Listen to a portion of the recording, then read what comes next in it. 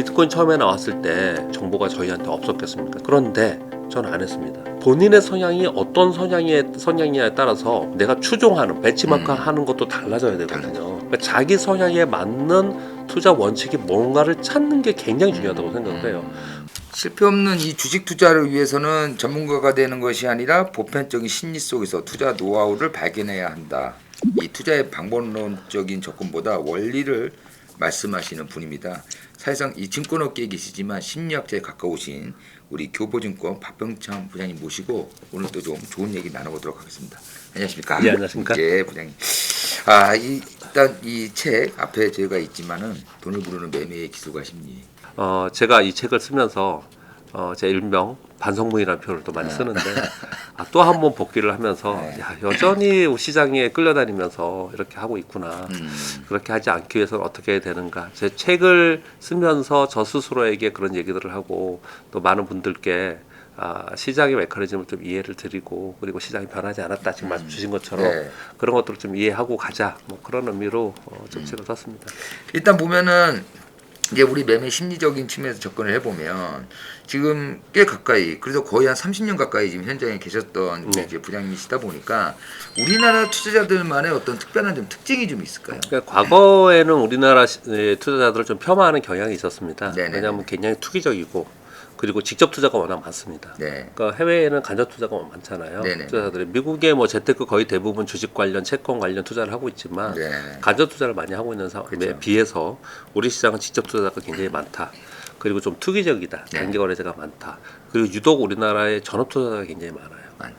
근데 그거는 아마도 이런 것 같습니다. 우리가 오랜 세월 동안 IMF 외환위기도 겪었고 글로벌 금융위기도 겪고 여러 가지를 겪으면서 좀 안 좋게 된 분들이 굉장히 많아요. 네네. 그런데 이제 창업을 하기도 어렵고 네. 이제 투자에 나서자 이런 분들도 굉장히 많습니다.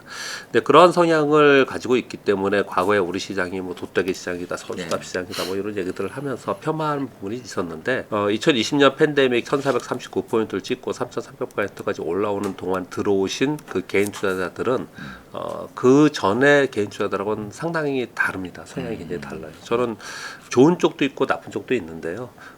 좋은 쪽은 과거처럼 그렇게 투기적 성향보다는 기업의 가치를 보면서 좀 롱텀으로 투자하시려고 하는 분들이 상당히 많이 있어요. 그래서 그런 부분들은 좋다고 저는 생각을 하는데 반면에 그때 들어오시는 분들은 그 좋은 면의 뒷면을 바라보면 그 당시에는 주식을 사서 파는 게 아니다. 롱텀으로 가지고 가야 된다. 이걸 믿고 들어오신 분들이 굉장히 많아요. 근데 주식시장은 그렇지 않지 않습니까? 네, 그렇죠. 그래서 작년 2020년 말서부터 2021년서에 들어오신 분들은 뭐냐 가지고 있으면 된다 그러면서 우리나라 주식 투자 가지고 있으면 된다면서 주식은 가지고 있으면 안 되는 거 아니었어? 이렇게 많이 바뀌고 있죠. 왜냐하면 그것은 전체적인 시장을 바라본 것이 아니고 그때의 특이한 상황만 바라봤기 때문에 경험이 없어서 그런 일들이 많이 벌어진 거죠. 그래서 전반적으로는 그런 성향 차이가 있지만 예전보다는 훨씬 더 많이 좋아졌습니다. 정보의 비대칭성도 많이 지금도 있긴 있어요. 네네. 그렇지만 많이 좀 좋아졌고요. 그리고 예전보다 훨씬 공부를 많이 하시고 현명하십니다. 그래서 몇 년 전부터 우리 증권사 직원들끼리 하는 얘기가 고객들이 더 똑똑하다. 더 많이 안다.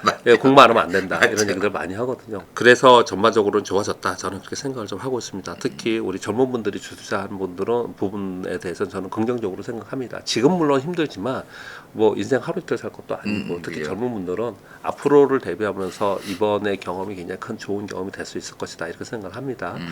그럼에도 불구하고 아직까지도 주식시장 내면의 메커니즘 이런 부분에 대해서 명확하게 판단하거나 파악하지 못하는 분들이 많이 있는 것 같아요. 그래서 사실 제가 그래서 방송을 하기 시작을 한 건데 예를 들면 이런 겁니다. 전환사채, 네. 뭐 또는 신주 인수구분 사채, 그 사채를 이용한 주가의 움직임, 뭐 이런 것들 많이 있거든요. 소위 좀 심하게 말씀드리면 이제 작전 세력들의 움직임, 이런 거 잘 모르시잖아요. 모르죠. 근데 시장 안에서 돌아가는 일들이거든요. 근데 그런 것들이 하나하나 이제 오픈되면서 그런 것들까지 알게 된다면 어떤 분들은 야 그렇게 복잡하냐 주식시장 너무 복잡한 거 아니야라고 생각하실지 모르지만 일단은 아는 건 아는 거고 그 아는 것들을 단순화시켜서 투자의 정도를 가려고 노력을 한다면은 저는 결국은 성공할 것이다. 여러분께 그렇게 말씀드리고 싶습니다. 요즘 그 2030에서 MBTI 예. 이 유행처럼 번지고 있는데요. 이 주식 투자에서도 이 자신의 성향에 맞게 투자해야 된다는 얘기들이 예. 많이 나와 있어요. 예, 예. 이 책에서도 이제 나왔던 부분이기도 한데 그 좀 몇 가지 이렇게 좀 성향에 따라서 예. 이 투자법 좀 말씀해 주실 수 있을까요? 이거에 맞춰서 꼭 이런 성향이라서 이런 투자를 해야 된다라고 하기 위해서 쓴 건 아니고요. 네. 일단 재미도 좀 곁들였고요. 네네네. 그리고 제일 중요한 거는 본인의 성향에 따라서 투자 방법론이 달라야 된다는 것은 굉장히 중요합니다. 네, 그렇죠. 굉장히 중요합니다. 그래서 사실은 MBTI나 모든 성향 파악에서 보면 외향적이냐 내향적이냐 네네. 또는 분석적이냐 감정적이냐 또는 보수적이냐 적극적이냐 이런 것이 좀 달라지잖아요. 네. 제가 이런 표현을 드려볼게요. 비트코인이 저희도 똑같습니다. 저 굉장히 조금 보수적인 편이에요. 네. 비트코인 처음에 나왔을 때 뭐 처음에 몇십만 원대는 모르겠고요. 뭐 200만 원, 300만 원일 때 그럴 때 정보가 저희한테 없었겠습니까? 정보 있었고 옆에 주변 하는 사람 많았어요. 그런데 저는 안 했습니다. 저는 그런 성향이니까.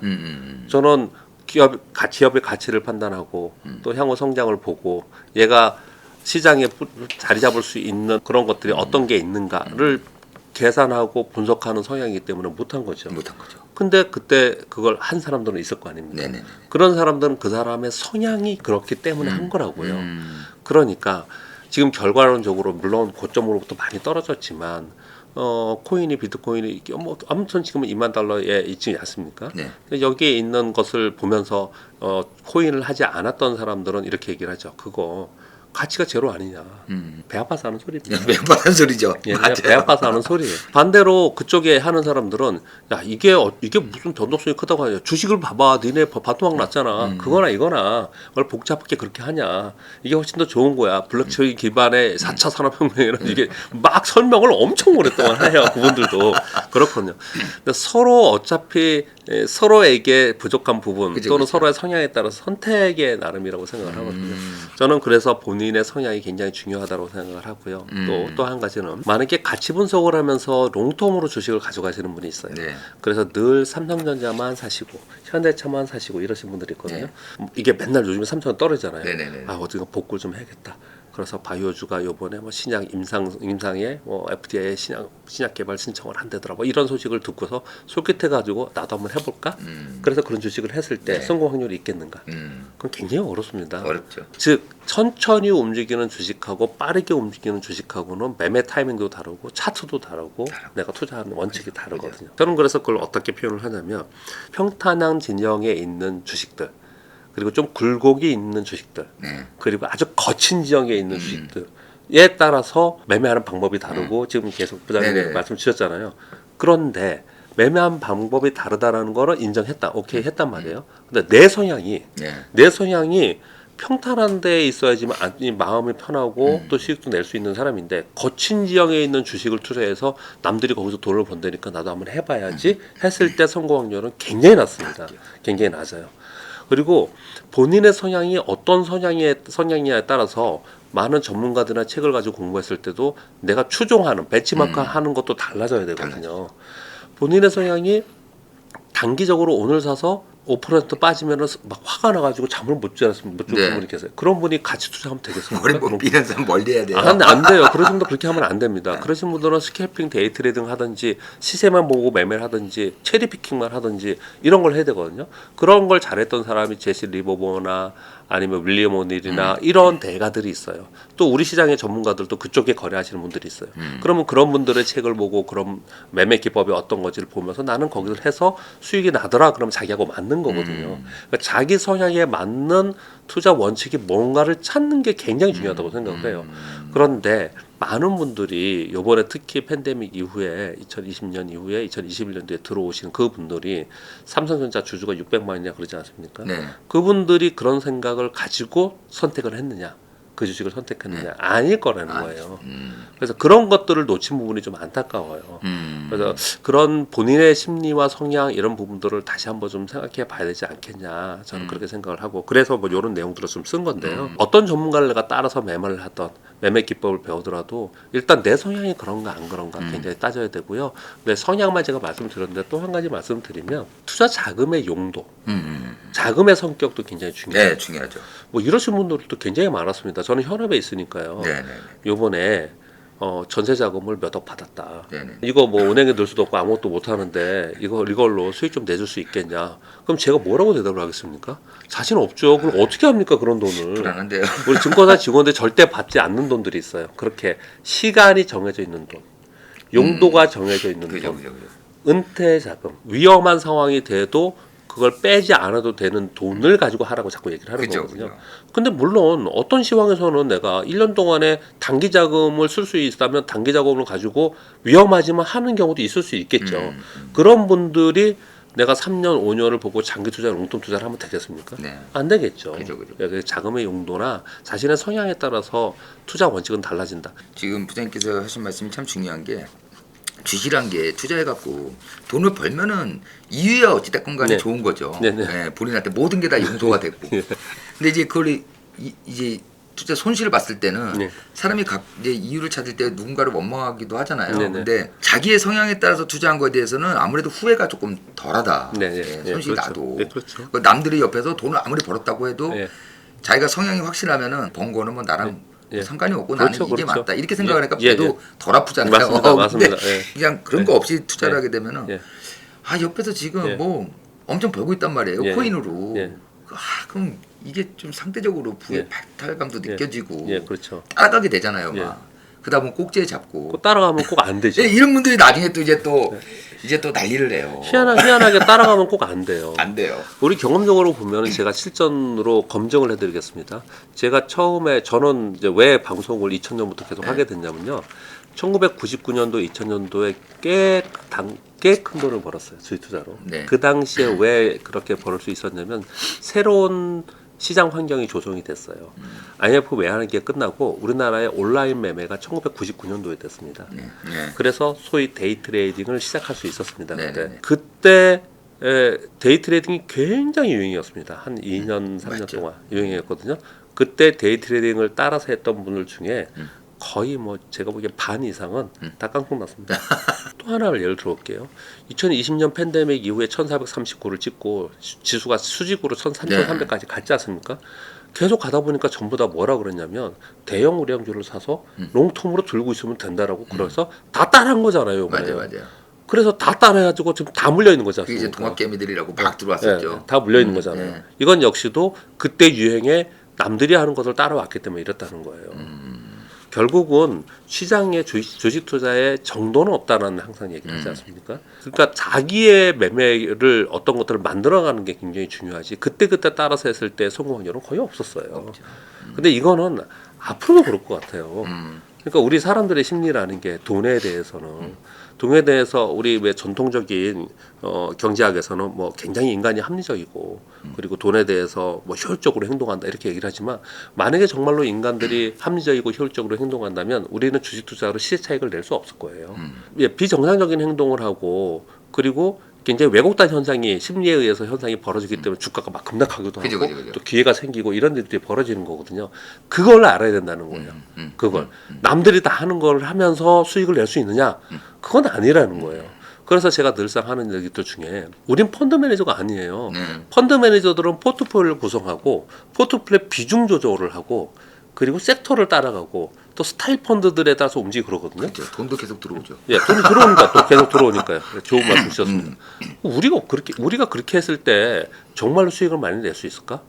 우리가 금리를 조정하면서 환율을 조정하면서 어떨 땐 금을 사고 네, 어떨 땐 채권 사고 맞아요. 우리가 그렇게 해서 개인 투자들의 수익을 내면서 할 수 있을까? 우리하고는 그건 다르다는 거죠. 우리는 우리만의 길을 가야 되는 게 굉장히 중요합니다. 그 말씀 꼭 드리고 싶습니다. 제가 얼마 전에 주변에서 가치 투자만 신봉하는 이제 제 주변 지인하고 예.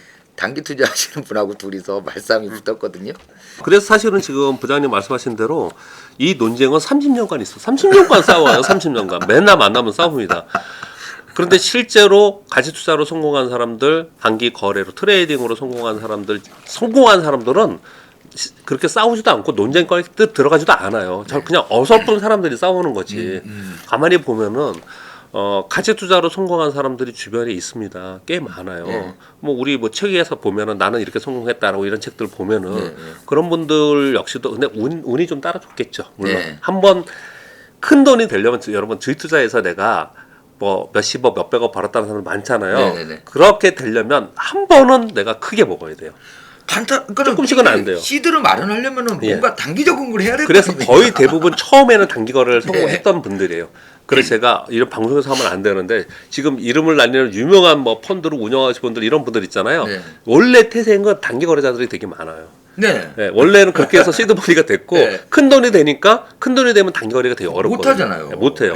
이 큰 돈이 왔다 갔다 하기가 네. 어려워요. 그래서 이제 그게 바뀐 거예요, 그렇게. 그러면서 가치 투자를 하시는 예, 거 예, 이제 가치 투자 된 거예요. 네. 그래서 가치 투자로 또 성공을 했기 때문에 지금 가치 투자를 이제 주창하는 거거든요. 네.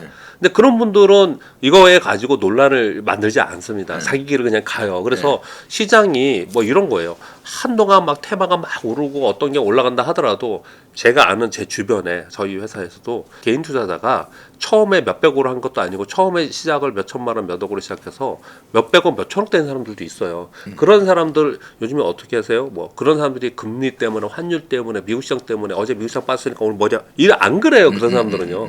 그냥 자기가 투자한 기업에 딱 해놓고 매일 그냥 그것만 봐요. 근데 그것만 보는 사람들이 그러면 자기 생업이 있고 주식시장을 안 보냐? 그렇지 않습니다. 네. 주식시장은 봐요.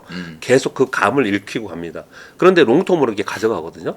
또 반면에 여러분, 제가 처음에는 데이트레이딩 시작했다 그랬잖아요. 2000년도에 제가 교육을 했어요. 2000년서부터 2001년 동안 교육을 했는데 그때 교육 받으신 분들의 많은 분들이 실패했습니다. 실패했어요. 근데 지금 그때 데이트레이딩 스캘핑을 해서 단기 거래를 해서 지금도 단기 거래를 하면서 성공한 사람들이 있습니다. 있어요. 그 사람들은 시장이 뭐 어떤 종목이 몇 배 가고 이런 걸 생각 안 해요. 자기 하는 것만 하는 거예요. 그러니까 내가 어떤 게 해봤더니 내 성향에 맞고 수익이 나더라 그러면은 남들이 뭐 하던 간에 계속 그것을 가져가는 게 맞는 것이지 이거 중간에 내가 롱텀으로 가져와서 장기 투자하려고 작년에 들어왔는데 우리 시장이 변동성이 심하고 시황 들어보니까 폭락할 수도 있을 것 같고 또 장기로 박스권은 갈 가능성이 있는데 그러다 보면은 개별 종목장이 되고 개별 종목이 등락이 있고 테마가 이루어지는데 그러면 나 그러면 테마 종목을 해봐야겠다 그래서 그걸 또 버리고 테마 종목 막 매매하다가 이렇게 왔다 갔다 하면은 그러면 결국은 아무것도 아니다. 그런 거죠.